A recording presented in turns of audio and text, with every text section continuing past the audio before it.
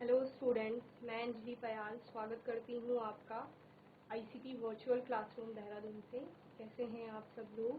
उम्मीद करती हूँ आप सब लोग अच्छे होंगे और अपनी लाइफ में बहुत बेहतर कुछ कर रहे हैं। आज हम बात कर रहे हैं क्लास 8 की साइंस की, और जैसे कि हमने साइंस के जो केमिस्ट्री पार्ट है उसके सारे चैप्टर्स अच्छे से पढ़ लिए हैं एक बार, तो अभी बारी है रिवाइज करने की। तो रिवीजन में हम जैसे कि पहले कुछ एमसीक्यूज देख रहे थे, तो आज के सेशन में हम क्वेश्चन आंसर्स की बात करेंगे, यानी प्रश्न पूछे जाएंगे, उनका उत्तर किस किस प्रकार लिखा जाएगा। यानी अगर पेपर में आपका कोई प्रश्न आता है तो उसका उत्तर आप कैसे लिखेंगे वो बताया जाएगा। ओके, तो आज हम केमिस्ट्री पार्ट का 3rd चैप्टर जो हमारा है सिंथेटिक फाइबर्स एंड प्लास्टिक, यानी कि संश्लेषित रेशे और प्लास्टिक जो हमारा चैप्टर है उसके क्वेश्चन आंसर्स यहाँ पर देखिए। ओके, आप अपनी पेन नोटबुक निकाल लीजिए, साथ साथ नोट भी करेंगे क्वेश्चंस के आंसर। ओके, तो सिंथेटिक फाइबर एंड प्लास्टिक्स में पहला क्वेश्चन जो है, explain why some fibres are called synthetic. व्याख्या कीजिए कि कुछ रेशों को संश्लेषित क्यों कहा जाता है। तो संश्लेषित क्यों कहा जाता है, जब हम सबसे पहले हम फाइबर के बारे में पढ़ते हैं, ठीक है, अपनी प्रीवियस क्लासेस में या छोटी क्लासेस में जब आपने पढ़ा कि जो हमारा कपड़ा है, क्लोथ है, वो धागे से मिलकर के बना हुआ है। जब धागे को आपस में बुना गया है या उसकी कताई की गई है, उसके बाद आपका कोई भी फैब्रिक बना है, फिर फैब्रिक से क्या अलग अलग टाइप के क्लोथ्स बने हैं। तो यहाँ पर क्या होता है कि वो जो रेशा है, वो रेशा फिर किससे बना है, तो रेशा बना है, जो आपका धागा था वो रेशे से बना है, और रेशा आपका उसमें भी छोटे छोटे फाइबर्स होते हैं। ओके, रेशा यानी कि फाइबर, तो वो फाइबर कितने टाइप का होगा ये पूछा जा रहा है। ओके, हमने बताया कि फाइबर आपको प्लांट से भी मिल सकते हैं और एनिमल से भी मिल सकते हैं। साथ ही साथ फाइबर आपका क्या हो सकता है, तो बच्चों हम किसकी बात कर रहे थे, हम कपड़े की बात कर रहे थे, यानी कि जो वस्त्र आपने पहने हैं अलग अलग प्रकार की, वो किसी न किसी कपड़े से, फैब्रिक से बने हुए हैं, और वो फैब्रिक जो है यान यानी कि धागे से बना हुआ है। जब आपका कोई भी किसी भी प्रकार का, आपका शर्ट हो गई, पैंट हो गई, साड़ी होती है, सूट होता है, कोई भी कपड़ा अगर कहीं से भी वो फटता है या उसकी सिलाई खुलती है तो वहां से आपको धागे निकलते हुए दिखते हैं। फिर अगर आप उन धागों को खोलते हैं तो आपको क्या हो गया, और पतले पतले स्ट्रैंड दिखाई देते हैं, ठीक है, जिनको कि फाइबर कहा जाता है। तो उसी फाइबर की बात यहाँ पर हो रही है कि कुछ फाइबर्स को क्या कहा जाता है, सिंथेटिक कहा जाता है, यानी कि संश्लेषित कहा जाता है। तो उनको संश्लेषित क्यों कहा जा रहा है, क्यों, क्योंकि हमने कहा कुछ रेशे ऐसे हैं जो प्रकृति से मिल रहे हैं, जिनको हमने क्या बोला कि या तो वो पादपों से मिलेंगे, जैसे कि जूट का मिलता है, कपास का फाइबर जो मिलता है, आप कपास से आपको जो फाइबर मिलता है तो वो कैसे हो गए, प्लांट से मिलने वाले। एनिमल के फाइबर्स कुछ होते हैं, जैसे कि जो आपका वूल होती है। तो बच्चों हम रेशे की बात कर रहे थे फाइबर की, हमने कहा कि प्राकृतिक रेशों में हमें कुछ पादपों से मिलेंगे, कुछ जंतुओं से मिलेंगे। इसके अलावा फाइबर क्या होते हैं, कुछ लेबोरेटरीज में बनाए जाते हैं, यानी प्रयोगशालाओं में उनका संश्लेषण किया जाता है, सिंथेसाइज उनको किया जाता है। तो ऐसे ही रेशों को आपका संश्लेषित रेशे कहा जाएगा। Okay, some fibers are called synthetic fiber because they are made by men using a chemical। ठीक है, तो हमने क्या कहा, कुछ तो प्राकृतिक रेशे हो गए, जैसे कि आपने क्या किया, जूट से आपने फाइबर को ले लिया और कपास से आपने फाइबर को ले लिया, तो उनको क्या कहा जाएगा, उनको आपका कैसे, नेचुरल फाइबर यानी कि प्राकृतिक रेशे कहा जाएगा। ओके, और अगर केमिकल्स यानी रसायन का उपयोग करके कुछ रेशे बनाए जाएंगे मनुष्य के द्वारा, यानी हम लोगों के द्वारा स्वयं से, पेड़ पौधों से न लेकर के, जानवरों से न लेकर के, बल्कि लेबोरेटरीज में क्या किया जाएगा, रेशों का निर्माण किया जाएगा। तो ऐसे रेशों को क्या कहा जाता है, संश्लेषित रेशे, यानी कि सिंथेटिक फाइबर आपका कहा जाएगा। ओके, तो कुछ रेशे कृत्रिम रेशे कहलाते हैं, क्योंकि कृत्रिम रेशे क्या है आपका, वही जिसको आप संश्लेषित रेशे या सिंथेटिक फाइबर भी कह रहे हैं। ओके, मैन मेड फाइबर भी उसको कहा जाता है, कहलाते हैं, क्योंकि वे रसायनों का उपयोग करके मनुष्य के द्वारा बनाए जाते हैं। ओके, तो जल्दी से प्रश्न और उसका उत्तर आप लोग नोट करेंगे। ओके, फिर हम लोग नेक्स्ट क्वेश्चन पे आएंगे। What is cellulose, next question है सेल्यूलोज क्या है, तो आंसर है सेल्यूलोज इज अ पॉलीमर, ये क्या होता है, एक बहुलक होता है, made up of large number of glucose unit, ठीक है, यानी ग्लूकोज यूनिट्स आपस में जुड़ेंगी और जुड़ करके किसका निर्माण करेंगी, सेल्यूलोज का निर्माण करेंगी। सेल्यूलोज आपको कहाँ मिलता है, जितने भी आप प्लांट्स की बात करते हैं वहां पर आपको क्या देखने को मिलता है, सेल्यूलोज देखने को मिलता है, ठीक है। तो सेल्यूलोज बड़ी संख्या में ग्लूकोज इकाइयों से बना एक बहुलक है, ठीक है। तो बहुलक यानी एक लक मिल करके क्या बनाते हैं, बहुलक बनाते हैं। मोनोमर यूनिट्स आपस में जुड़ती हैं और मोनोमर जुड़ करके किसका निर्माण करती हैं, पॉलीमर्स का निर्माण करते हैं, ठीक है। तो पॉलीवर्ड जब भी आप पढ़ेंगे साइंस में, केमिस्ट्री में, तो उसका मतलब होता है मैनी, यानी कि बहुत सारी, इसीलिए हिंदी में क्या कहा जा रहा है, बहुलक कहा जा रहा है। बहु मतलब यानी कई सारी, ओके। चलिए नेक्स्ट क्वेश्चन देखते हैं।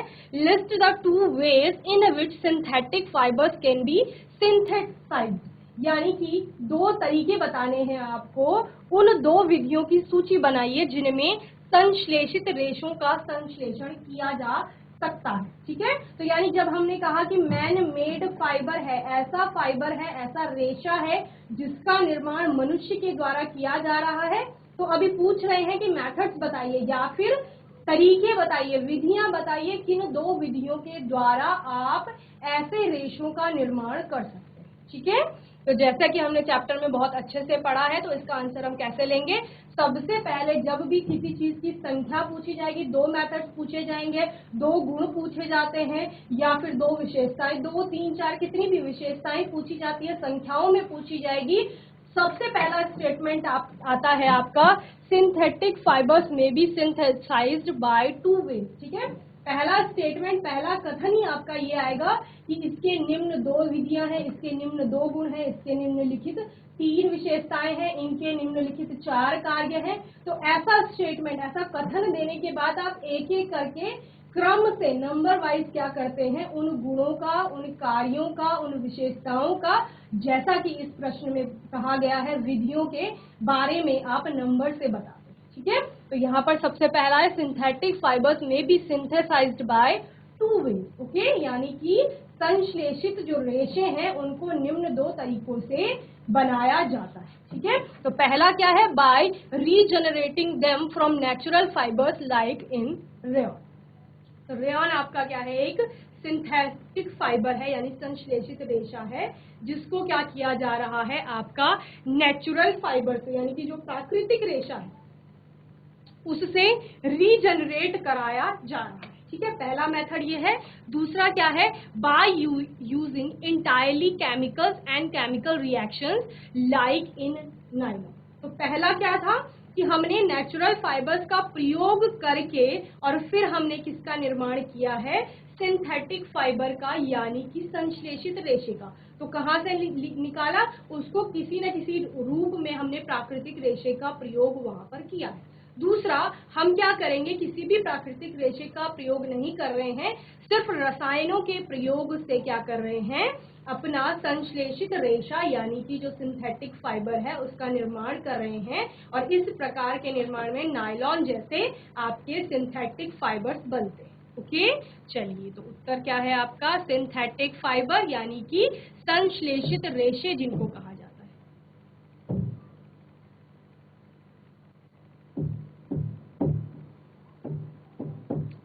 संश्लेषित रेशे, ठीक है। ये सिंथेटिक फाइबर को आप संश्लेषित रेशे भी लिखेंगे। संश्लेषित रेशे को दो तरह से संश्लेषित किया जा सकता है, और वो दो तरह क्या है, पहले है उन्हें रेयन की तरह प्राकृतिक रेशों से पुनः उत्पन्न करके बनाया जाता है फर्स्ट, और दूसरा क्या है आपका, नायलॉन की तरह क्या करेंगे, पूरी तरह से रसायनों और रासायनिक प्रतिक्रियाओं या प्रक्रियाओं, ठीक है, या अभिक्रियाओं का उपयोग करके बनाए, ठीक है। तो दो तरीके हो गए, एक जहां पर आपने क्या किया, पुनः उत्पन्न किया, रीजनरेशन किया प्राकृतिक रेशों से, किसका, आपके कृत्रिम रेशों का, और दूसरा क्या है जहां पर आपने रसायनों का प्रयोग किया है, केमिकल्स का प्रयोग किया है, और साथ में केमिकल रिएक्शन या फिर आप क्या कहेंगे रासायनिक अभिक्रियाओं या प्रक्रियाओं के केमिकल मेथड्स के थ्रू क्या किया, उस सिंथेटिक फाइबर का निर्माण किया। ठीक है, तो जो पहला वाला था रीजनरेशन यानी कि पुनः जिसको आपने उत्पादन किया है, उसमें हमने कौन सा एग्जाम्पल देखा, रेयॉन का देखा है। और वहीं पर जब हमने क्या किया, केमिकल्स का उपयोग करके केमिकल प्रोसीजर के थ्रू किसी भी सिंथेटिक फाइबर का निर्माण किया है, उसमें हमने कौन सा उदाहरण देखा है, नायलॉन का उदाहरण देखा। ओके, तो होपफुली आपको इस क्वेश्चन का आंसर समझ में आ गया होगा। चलिए नेक्स्ट क्वेश्चन देखते हैं, व्हाट इज रेयॉन, यानी कि रेयॉन क्या है। तो अभी हमने इससे पहले वाले क्वेश्चन जो देखा उसमें रेयॉन आया था आपका, और वहां पर हम किसकी बात कर रहे थे, सिंथेटिक फाइबर यानी कि संश्लेषित रेशे की बात कर रहे थे। तो रेयॉन किसमें आएगा आपका, संश्लेषित रेशे में आएगा। और किस प्रकार का संश्लेषित रेशा है, किस विधि से बनाया जा रहा था, रीजनरेशन किया जा रहा था किसका, नेचुरल फाइबर का यानी कि प्राकृतिक रेशा। ठीक है, चलिए तो आंसर क्या है, rayon is a man made fibre. Man made को ही क्या कहा जा रहा है, इसमें कंफ्यूज नहीं होना है, मैन मेड को ही क्या कहा जा रहा है आपका, सिंथेटिक फाइबर भी कहा जा रहा है। ठीक है, यानी कि जिसको प्रयोगशालाओं में बनाया जा रहा है, लेबोरेटरीज में जिसका प्रोडक्शन यानी उत्पादन किया जा रहा है, उसी को क्या कह रहे हैं, उसी को सिंथेटिक भी कह रहे हैं, उसी को मैन मेड भी कह रहे हैं। Okay, man made fibre which is produced by the chemical processing of wood pulp, की रासायनिक प्रक्रियाओं के द्वारा उससे क्या किया जाता है, नेचुरल जो ये तो नेचुरल हो गया, वुड पल्प नेचुरल सब्सटेंस है। ओके, और यहाँ से किसका निर्माण हो रहा है, इस रेयॉन का निर्माण हो रहा है केमिकल प्रोसेसिंग के थ्रू। ठीक है, इसीलिए इसको क्या कहा जा रहा है, सिंथेटिक फाइबर कहा जा रहा है। ओके, तो ये आपका क्या हो गया, आप इसको मैन मेड फाइबर लिख सकते हैं रेयॉन को, या क्या लिख सकते हैं, सिंथेटिक फाइबर की। रेयॉन क्या है, एक संश्लेषित रेशा है या कृत्रिम रेशा है, जिसको कि वुड पल्प का क्या किया जाता है, यहाँ पर केमिकल प्रोसेसिंग के थ्रू बनाया जाता है, जो कि एक वुड पल्प क्या है, एक नेचुरल सब्सटेंस है यानी कि एक प्राकृतिक पदार्थ है। रेयॉन एक मानव निर्मित फाइबर है, मानव निर्मित लिखेंगे या फिर क्या लिख सकते हैं आप, संश्लेषित भी इसको लिख सकते हैं, या कहीं कहीं पे कृत्रिम वर्ड यूज करेंगे, और फाइबर यानी रेशा। ओके, जो लकड़ी के गूदे, जिसको आप वुड पल्प कह रहे हैं, वही लकड़ी के गूदे यानी एक प्राकृतिक पदार्थ के रासायनिक प्रसंस्करण द्वारा निर्मित होता है या निर्मित किया जाता है। ठीक है,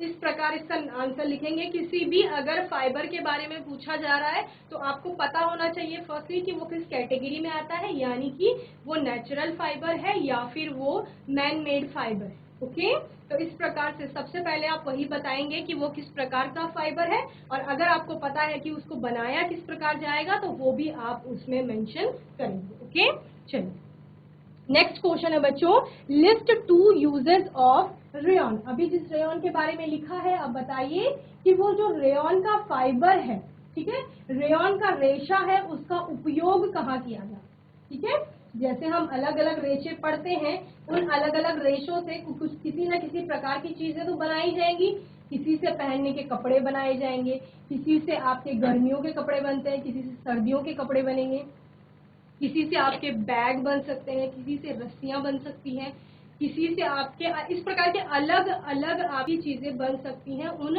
फाइबर से या रेशो से। ठीक है, तो यहाँ पर रेयॉन के बारे में पूछा जा रहा है कि रेयॉन का उपयोग बताइए, यानी इसका उपयोग कहाँ किया जाता है। ठीक है, तो the 2 uses of rayon are, मैंने आपको पहले वाले प्रश्न में भी बताया था कि जब आपको नंबर्स में पूछा जाएगा कि इतने गुण बताइए, इतने कार्य बताइए, तो वहां पर पहला कथन ही आपका ये आता है कि इसके गुण निम्नलिखित है, या फिर इसके ये विशेषताएं निम्नलिखित है, इसके कार्य निम्नलिखित है। यहाँ पर उपयोगों की बात की गई है, तो the 2 uses of rayon are, rayon के 2 उपयोग निम्न है। ठीक है, फर्स्ट है it is use to make apparels like shirts, blouses etcetera. ठीक है, तो इससे क्या बनाया जाता है, शर्ट्स, ब्लाउज, इस प्रकार के कपड़े बनाए जाते हैं।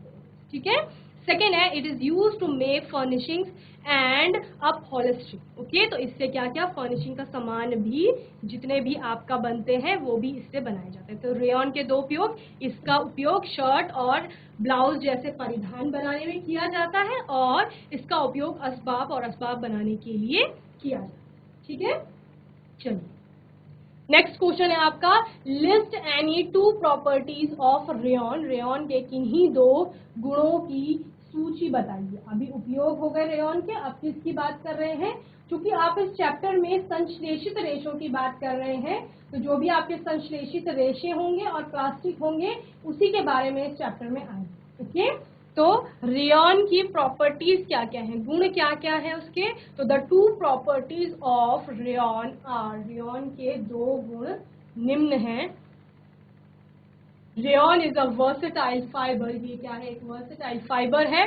It can be dyed in different colour, और इसको अलग अलग रंगों में डाई किया जा सकता है। तो ये दोनों इसके क्या है, गुण है। ठीक है, रेयॉन के 2 गुण हैं, एक तो रेयॉन क्या है, बहुमुखी फाइबर है। ओके, और दूसरा क्या है, इसके अलग अलग रंगों में इसे अलग अलग रंगों में रंगा जा सकता है। तो अलग अलग रंगों में रंगने से क्या तात्पर्य है कि अलग अलग कलर्स में अगर हम इसको प्राप्त कर लेंगे रेयॉन को, तो हमें अलग अलग कलर्स के फैब्रिक मिल जाएंगे, अलग अलग रंग के हमें अगर कपड़े मिल गए तो वहां से हम अलग अलग प्रकार के कपड़ों का निर्माण कर सकते हैं, वस्त्रों का निर्माण। ओके, चलिए जल्दी से नोट करेंगे इस क्वेश्चन को, फिर नेक्स्ट क्वेश्चन पे। चलिए नेक्स्ट क्वेश्चन देखते हैं। नेक्स्ट क्वेश्चन है आपका, draw a diagram to show the linear arrangement of units in plastic and cross linked arrangement of units in plastic. ठीक है, तो निम्न को दर्शाने के लिए आरेख खींचना है आपको, यानी कि चित्र के माध्यम से, डायग्राम के माध्यम से आपको बताना है। क्या बताना है, पहला है प्लास्टिक में इकाइयों की रैखिक व्यवस्था किस प्रकार होती है वो दिखाना है, और दूसरा प्लास्टिक में इकाइयों की क्रॉस लिंक व्यवस्था किस प्रकार होती है। ठीक है, तो ये आपका लीनियर हो गया, यानी कि रैखिक व्यवस्था,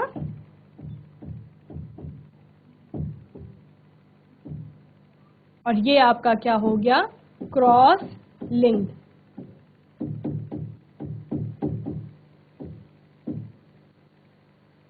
ओके, तो यहाँ पर लीनियर व्यवस्था किस प्रकार है, एक यूनिट दूसरी यूनिट से एक रेखा के, लीनियर समझते हैं, रैखिक क्रम में एक का सिरा दूसरे के सिरे से जुड़ता है, इस प्रकार से। क्रॉस लिंक में क्या हो गया कि आपकी एक यूनिट एक साथ 2 या 3 यूनिट से जुड़ेगी, तो इसको क्या कहा जाएगा, इसको क्रॉस लिंक कहा जाएगा।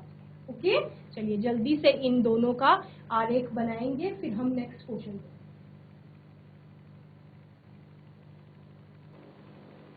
नेक्स्ट क्वेश्चन देखते हैं, क्वेश्चन नंबर 8 है आपका, write some advantages of synthetic fibre, संश्लेषित रेशों के आपको कुछ लाभ बताने। ठीक है, यानी जिन संश्लेषित रेशों का निर्माण किया जा रहा है, जिनसे वस्त्रों का निर्माण किया जा रहा है, उनके फायदे क्या क्या हैं वो हमको यहाँ पर बताने। ठीक है,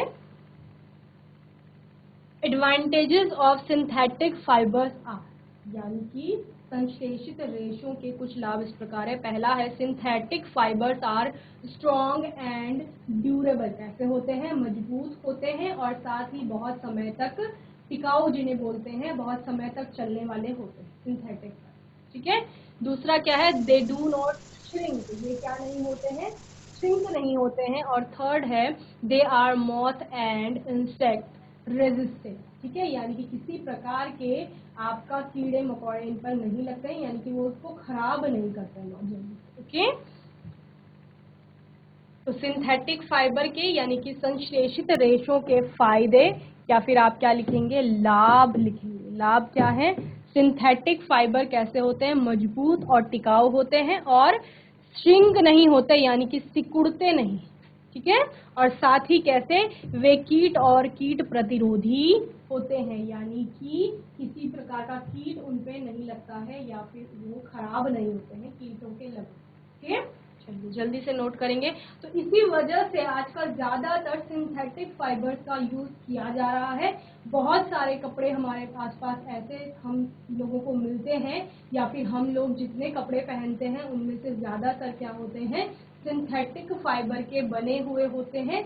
तो उनका कारण क्या है, एक तो यही कारण है कि आपका वो स्ट्रॉन्ग और ड्यूरेबल होते हैं, मजबूत होते हैं, टिकाऊ होते हैं, साथ ही सिकुड़ते नहीं हैं। और सिकुड़ते नहीं हैं तो उसके साथ साथ ही क्या कहा जाएगा आपका, कि जल्दी से खराब नहीं होंगे, क्योंकि कैसे हैं, कीट प्रतिरोधी कपड़े वो हैं। ठीक है, रेशे वो इस प्रकार के हैं, इसीलिए उनसे वस्त्र बनाए जाते। ठीक है, वहीं पर क्योंकि बहुत ज्यादा अब क्या हो गया है, लेबोरेटरीज में उत्पादन किया जाता है रेशों का, और आपको पता है टेक्सटाइल इंडस्ट्री अपने आप में बहुत बड़ी है, जहां कपड़ों का निर्माण बहुत ज्यादा मात्रा में होता है व्यावसायिक तौर पर।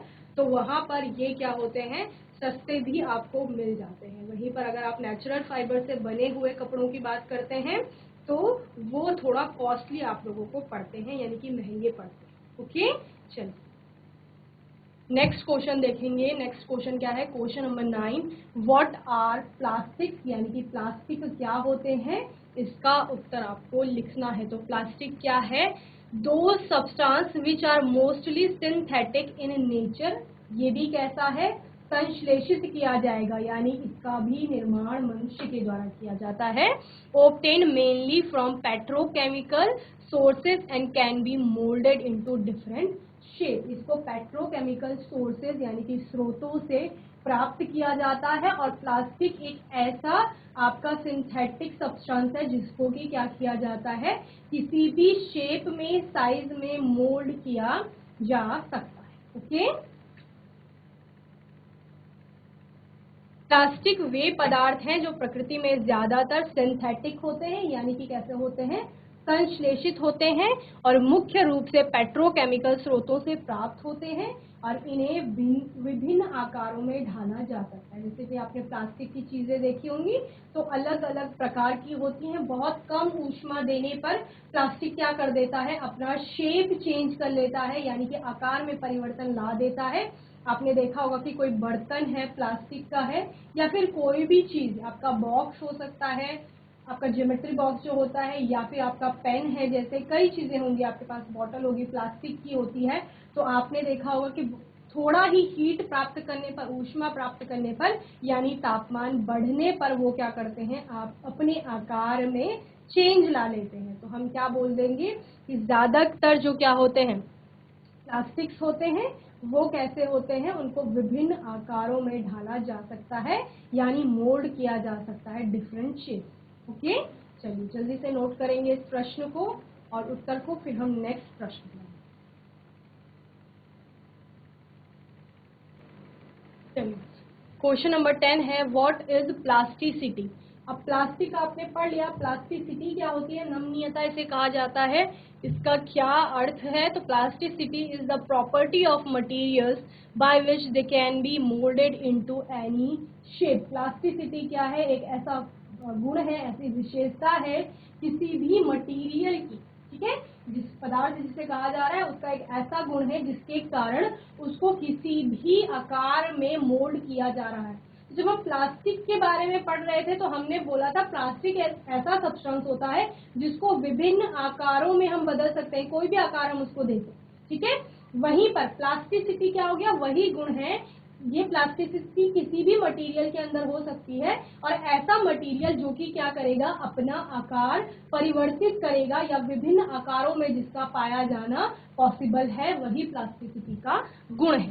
ओके, तो नमनीयता पदार्थों का वह गुण है जिसके द्वारा उन्हें किसी भी आकार में ढाला जा सकता है। और ये चूंकि हम पदार्थों की बात कर रहे हैं तो अलग अलग पदार्थों में अलग अलग रूपों से पाया जा सकता है। किसी में बहुत ज़्यादा प्लास्टिसिटी होगी, यानी कि जिसको अलग अलग आकार में ढालना बहुत इजी होगा, बहुत आसान होगा। वहीं पर कुछ पदार्थ ऐसे होंगे जिनमें नम्यता का गुण होगा ही नहीं, यानी कि उनके आप अलग अलग आकार की चीज़ें बनाना उतना आसान नहीं होगा, या फिर इतने इजीली आप नहीं बना पाएंगे। ओके, चलिए नेक्स्ट क्वेश्चन है आपका question number 11, what are thermosetting plastic.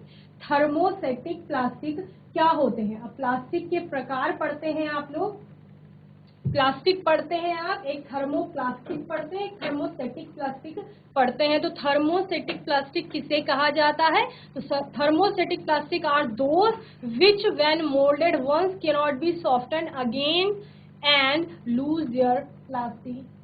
ठीक है, क्या कहा जा रहा है? थर्मोसेटिक प्लास्टिक ऐसे प्लास्टिक होते हैं जिनको आपने एक बार मोल्ड कर लिया, कोई चीज उनसे बना ली है, गर्म करके ऑब्वियसली आप बनाएंगे, लेकिन जब आपने उनसे कोई भी बर्तन बना लिया है या कोई भी सामान बना लिया है थर्मोसेटिक प्लास्टिक का, अगर अब आप उसे दोबारा हीट कितनी भी दे दीजिए, उसकी प्लास्टिसिटी क्या हो जाती है? समाप्त हो चुकी होती है, और अब आप उसको दोबारा किसी अन्य आकार में परिवर्तित नहीं कर सकते। तो उनको क्या कहा जाता है? थर्मोसेटिक प्लास्टिक कहा जाता है। ओके, थर्मोसेटिक प्लास्टिक वे होते हैं जिन्हें एक बार ढालने के बाद फिर से नरम नहीं किया जा सकता है, और वे अपनी नम्यता को क्या कर देते हैं? खो देते हैं। ओके, तो इनको क्या कहा जाएगा? थर्मोसेटिक प्लास्टिक कहा जाएगा। नेक्स्ट क्वेश्चन है, list any 3 properties of plastic. Plastic के 3 गुण आपको बताने हैं। तो 3 गुण क्या क्या हैं? The 3 properties of plastics are, they are non corrosive in nature, संक्षारण नहीं होता है, जंग नहीं लगता है ना प्लास्टिक पे। They are light in weight and durable, हल्के होते हैं। अगर आप किसी मेटल का बर्तन उठाइए और सेम आयतन वाला कोई प्लास्टिक का बर्तन उठाइए, जैसे 15 लीटर का आपका कोई मेटल का बर्तन है, 15 लीटर की आपकी प्लास्टिक का कोई बर्तन है, तो हल्का कौन सा होता है? प्लास्टिक का बर्तन होता है। तो वो लाइट वेट होते हैं, हल्के होते हैं, और क्या होते हैं? ड्यूरेबल होते हैं, बहुत टाइम तक चलते हैं, क्योंकि कोरोजन नहीं हो रहा है, संक्षारण नहीं हो रहा है। ज्यादातर प्लास्टिक का, या हम क्या कहेंगे, धातुओं का तो संक्षारण हो जाता है, उन पर जंग लग जाता है, इस वजह से वो खराब हो जाते हैं जल्दी। तो ये ड्यूरेबल है क्योंकि इस पे जंग नहीं लग रहा है, तो इस वजह से ज्यादा समय तक चलेगा। They do not conduct heat, ये ऊष्मा का भी चालन नहीं करते हैं। तो ये क्या है? इसके गुण है। ओके, प्लास्टिक के 3 गुण, वे प्रकृति में गैर संक्षारण है, वजन में हल्के हैं, टिकाऊ हैं, और ऊष्मा का संचालन नहीं करते। ओके, तो होपफुली आज के सेशन में जितने भी प्रश्न उत्तर हमने देखे वो आपको अच्छे से समझ में आए होंगे। इसी प्रकार के कोई भी प्रश्न अगर आपके एग्जाम में पूछे जाते हैं, तो जिस प्रकार हमने यहाँ पर उत्तर आपको बताया है, उसी प्रकार आप उन प्रश्नों का उत्तर लिखेंगे। ओके, अपने आने वाले सेशन में है हम कुछ और रिवीजन के प्रश्नों के साथ आएंगे, और तब तक आपको अपनी पढ़ाई को अच्छे से करते रहना है। और आईसीटी वर्चुअल क्लासेस से जुड़ने के लिए धन्यवाद।